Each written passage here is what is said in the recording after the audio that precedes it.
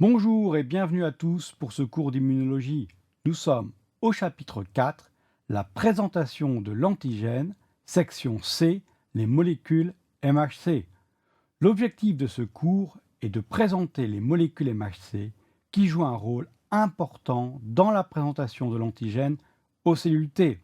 La présentation de l'antigène est le mécanisme par lequel les cellules présentent des antigènes sous forme de courts fragments liés aux molécules présentatrices d'antigènes à leur surface, en vue de leur reconnaissance par les lymphocytes T. Comme le montre cette figure, la présentation d'antigènes se fait en deux étapes, qui seront décrites dans ce cours, le cours 4C, et dans le cours suivant, le cours 4D. La première étape est la maturation de l'antigène, où l'antigène est clivé en petits fragments. La deuxième étape est l'apprêtement de l'antigène sur une molécule MHC. Dans ce cours, nous allons nous focaliser sur les molécules MHC. Il existe plusieurs types de protéines capables de présenter les antigènes à la surface des cellules. Les molécules MHC de classe 1 présentent des peptides aux cellules TCD8. Toutes les cellules nucléées, c'est-à-dire toutes les cellules sauf les globules rouges, expriment le MHC de classe 1 et sont ainsi susceptibles d'interagir avec une TCD8. L'expression quasi ubiquitaire du MHC classe 1 a du sens, car toutes les cellules nucléées sont susceptibles d'abriter des virus qui utilisent le patrimoine génétique de leur hôte pour se diviser et doivent, le cas échéant, être éliminés par les cellules TCD8 cytotoxiques. Les molécules MHC classe 2 présentent des peptides aux cellules TCD4. Nous avons vu que l'on désigne par le terme d'APC professionnel les cellules susceptibles de présenter l'antigène par le MHC classe 2. Il s'agit des cellules dendritiques, des lymphocytes B et des macrophages, qui ont ainsi cette capacité d'interagir avec les TCD4. Les cellules dendritiques initient les réponses immunitaires. Les lymphocytes B ont un MHC classe 2 pour interagir avec les TCD4 dans le cas de l'interaction TB pour les antigènes thymus dépendants. Enfin, les macrophages expriment le MHC classe 2 pour bénéficier de l'interaction TCD4 qui les rend plus agressifs afin d'éliminer un pathogène intracellulaire. Il existe en fait des molécules non MHC capables de présenter l'antigène, notamment les molécules CD1, qui présentent des lipides et des glycolipides. Les CD1 sont exprimés par certains types cellulaires et présentent des antigènes lipidiques aux cellules NKT, à certains TCD8 et aux cellules T ayant des récepteurs TCR gamma-delta. Dans ce cours, vous devez connaître les molécules MHC classe 1 et les molécules MHC classe 2. Vous avez ici la structure des MHC classe 1 et des MHC classe 2. La MHC classe 1 est formée d'une chaîne alpha et d'une protéine accessoire, la bêta-2 microglobuline. La molécule MHC classe 2 est formée de deux chaînes, une chaîne alpha et d'une chaîne bêta. On notera, bien que ce ne soit pas visible sur cette diapositive, que la poche de présentation de l'antigène est plus large pour le MHC classe 2 que pour le MHC classe 1, expliquant pourquoi les peptides présentés par les molécules MHC classe 2 ont une taille plus importante que ceux présentés par les molécules MHC classe 1. Il existe plusieurs molécules MHC classe 1 et plusieurs molécules MHC classe 2.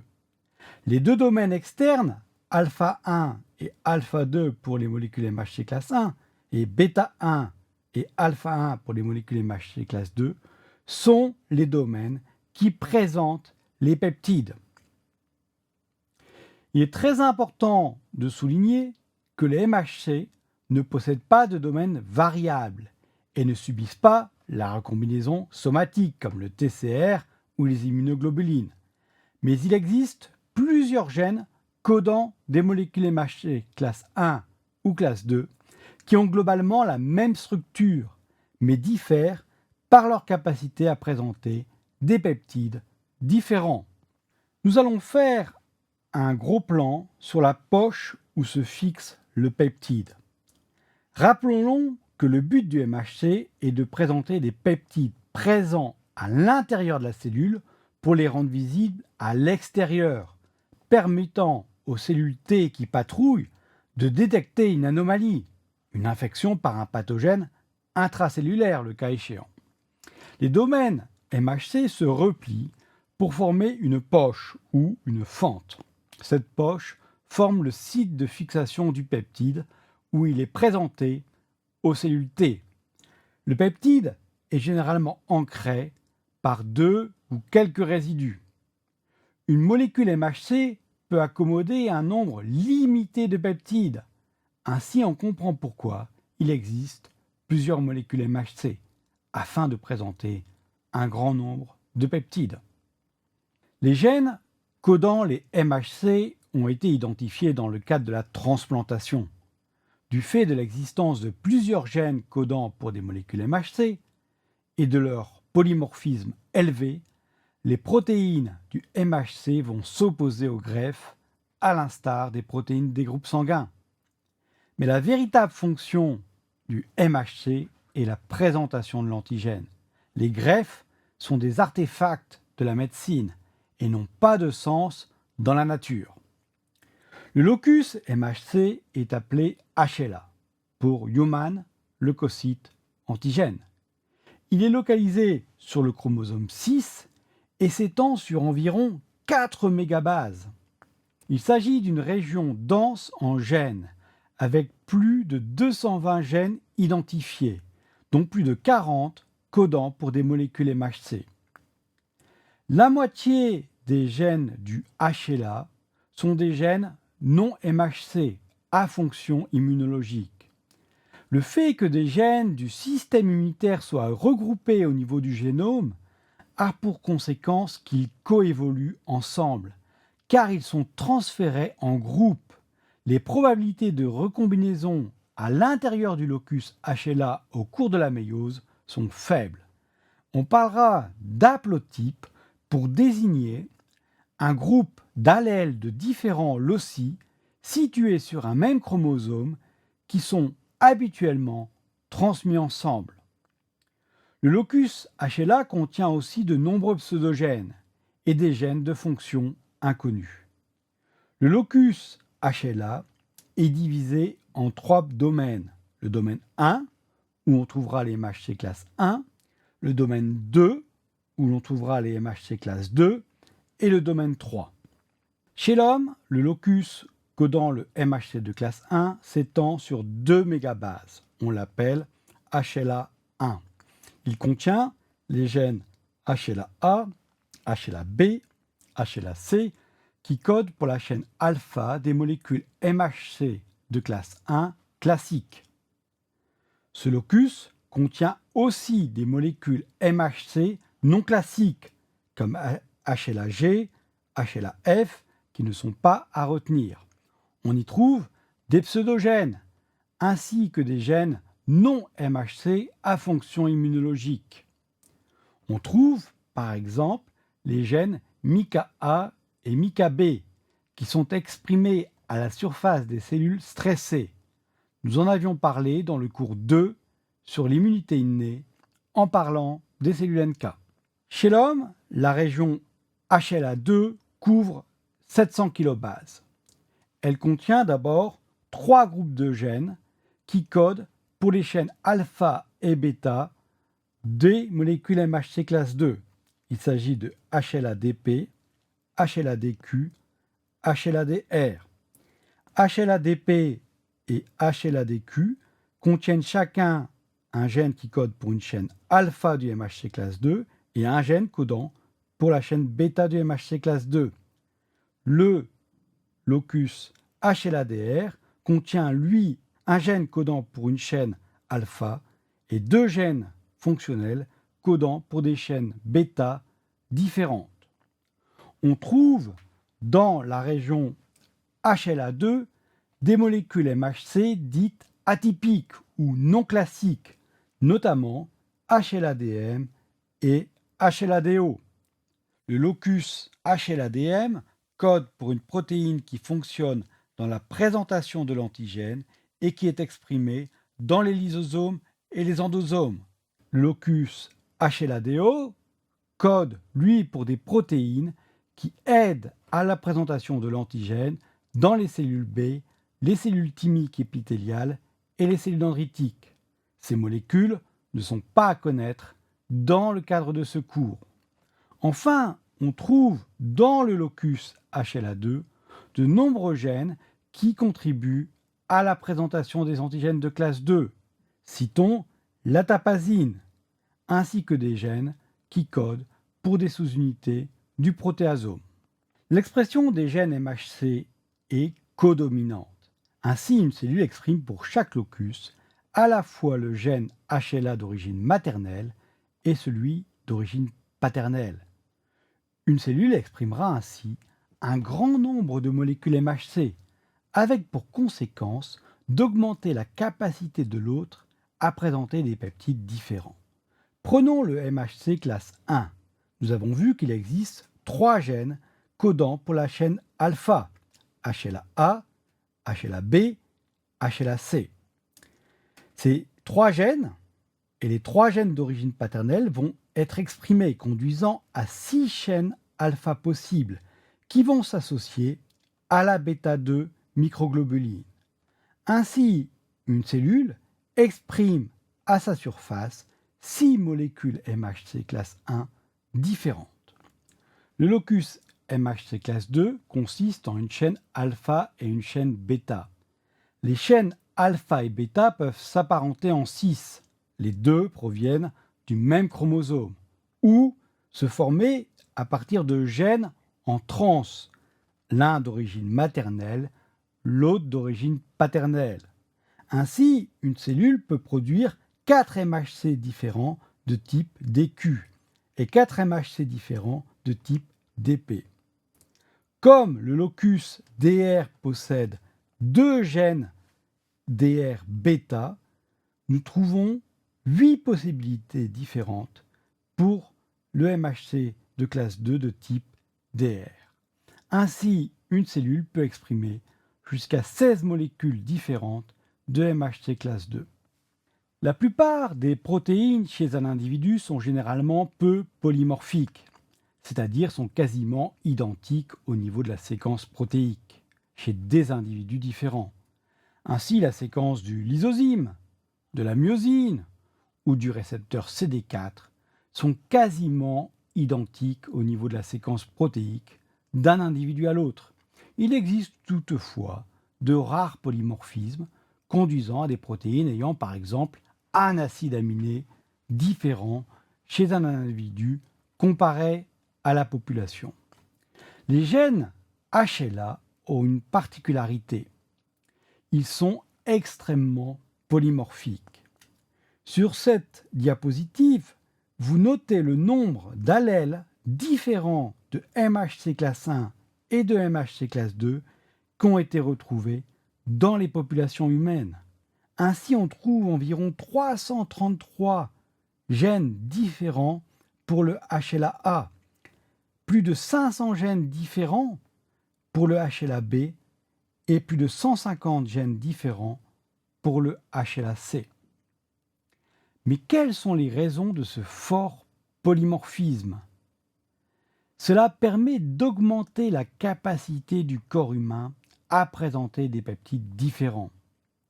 Elle explique aussi pourquoi des individus différents réagissent de manière différente face à une même infection. Certains individus se défendront mieux car ils possèdent des MHC qui présentent plus efficacement l'antigène. Ainsi, des humains porteurs du HLA-B27, B57 sont généralement plus résistants au virus du sida car ils ont une meilleure capacité à présenter des antigènes de ce virus. On trouvera ainsi des combinaisons de MHC qui sont associées à une meilleure résistance contre certains pathogènes ou au contraire à des susceptibilités accrues à des maladies auto-immunes. Il est important de bien comprendre les raisons de la diversité du MHC. Nous avons vu que 3 facteurs contribuent à cette diversité. La diversité des MHC dérive du fait que l'expression des gènes MHC est codominante. Il existe plusieurs gènes, et dans le cas du MHC classe 2, l'association en cis ou en trans des chaînes alpha ou bêta concourt encore à augmenter la diversité. Enfin, les gènes MHC sont polymorphiques au sein des populations humaines. Il y a une raison à cette diversité. Elle augmente les chances de survie de l'individu et de l'espèce. En effet, chaque molécule MHC peut présenter un choix limité de peptides. Le nombre élevé de molécules MHC exprimées par chaque individu augmente le nombre de peptides possibles. Un polymorphisme élevé fait que chaque individu va répondre différemment à des antigènes différents. Cette diversité augmente les chances de survie au niveau d'une population infectée par un même pathogène. Ainsi, certains individus résisteront mieux à une infection que d'autres parce qu'ils possèdent les bons MHC qui présentent bien les antigènes. Mais cette diversité des MHC a d'autres conséquences d'un point de vue immunologique que nous allons maintenant explorer. Le premier est le concept de restriction au soi, un concept qui souligne qu'une cellule T est capable de reconnaître un peptide uniquement s'il est présenté par une molécule MHC du soi. En effet, lors de la sélection positive qui se produit dans le thymus, les lymphocytes T ont été sélectionnés pour avoir des TCR qui sont capables de reconnaître des peptides présentés par des molécules MHC du soi.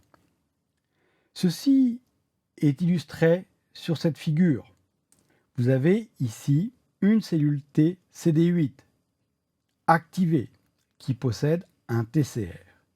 Elle reconnaît ici une cellule infectée par le virus A qui est présentée par une molécule MHC du soi. Cette cellule TCD8 va être capable de dégranuler et d'éliminer la cellule cible. Ici, vous avez une cellule T qui interagit avec une autre cellule du soi, mais qui présente un peptide qui n'est pas reconnu par le TCR. Ainsi, cette cellule T CD8 cytotoxique ne va pas attaquer la cellule cible. Vous avez ici, par contre, une cellule T CD8 identique à la première cellule. Elle est capable de reconnaître le peptide viral A. Mais dans ce cas-ci, la cellule qui présente le peptide est une cellule d'une autre souche qui possède un autre MHC. Nous voyons que la cellule TCD8 est incapable de reconnaître le peptide A présenté par une molécule MHC du non-soi. Il n'y a donc pas activation et élimination de la cellule cible. Ce concept de restriction au soi a une valeur opérationnelle essentiellement au laboratoire, où les immunologistes peuvent regarder la cytotoxicité des cellules T d'une souche particulière de souris envers des cellules d'une autre souche ayant des MHC différents. Les MHC, du fait de leur polymorphisme dans l'espèce humaine, vont s'opposer à la transplantation, car les MHC sont des allogènes qui diffèrent d'un individu à l'autre. Comme nous l'avons souligné, ces molécules ont d'ailleurs été initialement découvertes pour leur implication dans le rejet de greffe. Ainsi, avant une transplantation, on s'assura de l'histocompatibilité en recherchant un donneur et un receveur compatibles d'un point de vue du groupe sanguin et des molécules MHC. Des expériences de rejet de greffe et avec des souris ayant des MHC différents permet de visualiser l'implication des MHC dans le rejet de greffe. Ici, nous prenons une souris ayant un haplotype homozygote BB au niveau du MHC. Si l'on prend un fragment de cette peau et qu'on la transfère dans une souris de génotype identique, il n'y a pas rejet. Si l'on prend ce fragment de peau et qu'on le transfère dans une souris d'haplotype KK, il y aura rejet. Pourquoi ? Parce que les MHC produits par les allèles BB seront reconnus comme étrangers.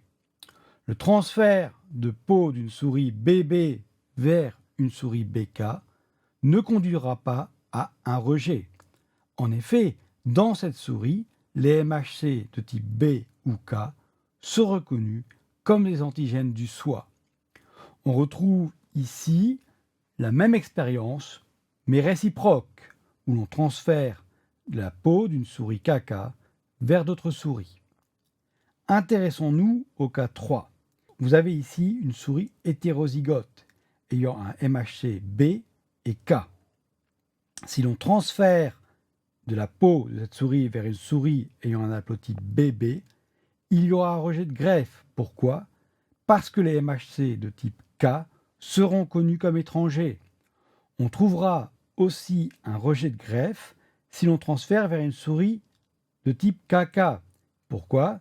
Parce que le MHC de type B sera reconnu comme étranger.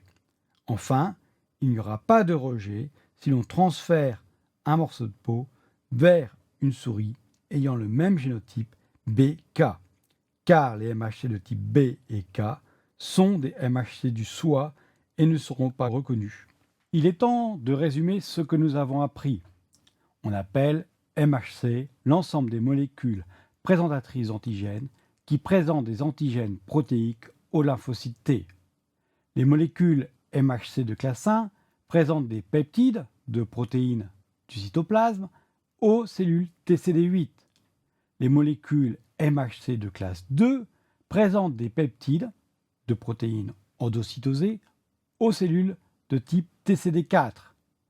Chaque variant MHC peut fixer un choix limité de peptides. Dans chaque individu, le nombre de molécules MHC est important pour présenter de nombreux antigènes. Cette diversité est due au fait que le MHC est polygénique. Les cellules expriment plusieurs molécules de chaque classe. Le MHC est polymorphique. Chaque molécule MHC existe sous des formes de multiples variants dans les populations humaines. Enfin, nous avons la codominance. Chaque molécule MHC existe sous deux variants dans les individus hétérozygotes, l'un maternel, l'autre d'origine paternelle. La diversité du MHC garantit un niveau de diversité dans la présentation des peptides pour un individu. Elle explique pourquoi deux individus sont capables de présenter et de répondre à des antigènes différents.